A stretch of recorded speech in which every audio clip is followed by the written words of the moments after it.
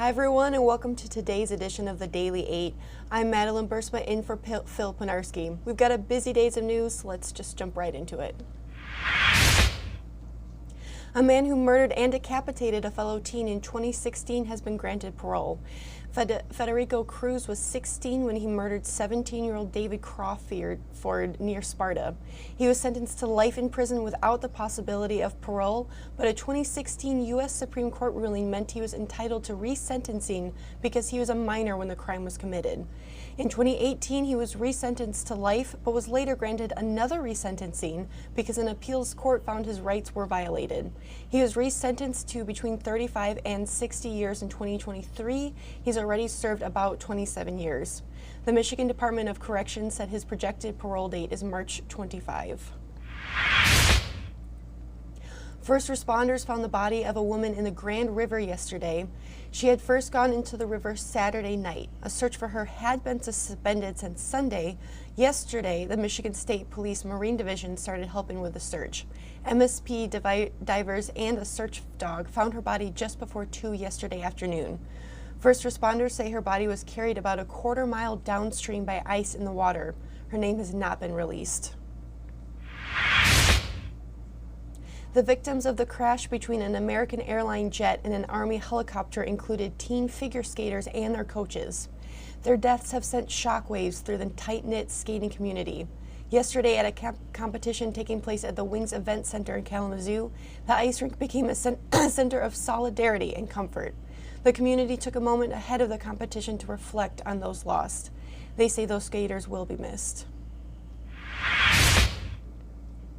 Kalamazoo Central High School has one case of active tuberculosis, according to the county health department. Health officials say the person who tested positive is isolated and undergoing treatment. Tuberculosis is spread through the air. The health department is working with the school to identify anyone who may have spent extended periods of time with that person while they were potentially contagious. Symptoms of active TB include a cough, night sweats, and weight loss. While we're expecting some rain today, Storm Team 8 meteorologist Sarah Flynn has your forecast. And happy Friday, West Michigan. We continue to track moderate to heavy rain showers, especially near and south of I-96. That'll be the target area as we move into the afternoon, and some of these rain totals could actually be quite substantial. We could see pockets near an inch along that I-94 corridor and further south along the Michigan and Indiana border. Otherwise, we'll dry out this afternoon. We do have a chance to see a couple snowflakes build in our southeastern counties, but the overall likeliness of that is rather low. Temperatures will hover in the mid-30s, and then we'll dry out overnight. If we look at our future cast here again, this is where the dry conditions really start to take shape this evening. Will be a touch breezy as those winds continue to come from the north, but otherwise just mostly cloudy into your Saturday. Should be a dry start to our weekend out there. In for some changes though as we build into Sunday. We'll track another system that'll likely bring us some light snow showers north of I-96, but a little bit of a wintry mix further south. Still, overall impacts will be rather low. Into next week, tracking another system that could be a bit more impactful, bringing a chance for some freezing rain as well as some snow into the mix, and you'll notice temperatures still hovering right around near average in those upper 20s to low 30s. Thank you, Sarah. The Wiseman Distillery base in Kentwood has closed. In a social media post posted on Wednesday, the team said they haven't been able to bounce back since the pandemic. The Wiseman Distillery Kentwood tasting room opened in 2019, and a downtown Grand Rapids tasting room followed in 2021. During the pandemic, the team pivoted to producing hand sanitizer to stay afloat. But the owners previously told us their Kentwood location saw less foot traffic when it reopened after the pandemic. The three owners on social media thanked their customers for an amazing 6 years. A storefront in downtown Kalamazoo is moving, but it isn't going far. The Kalamazoo Candle Company has purchased the historic V&A Bouterie building, located right next door to their current storefront.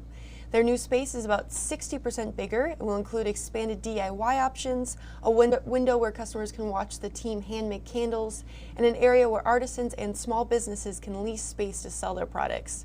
It's come a long way from when the company first started.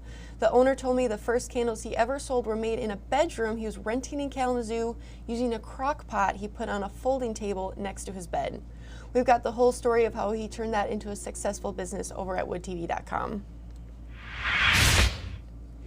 And finally, the Michigan International Auto Show is underway at DeVos Place in Grand Rapids.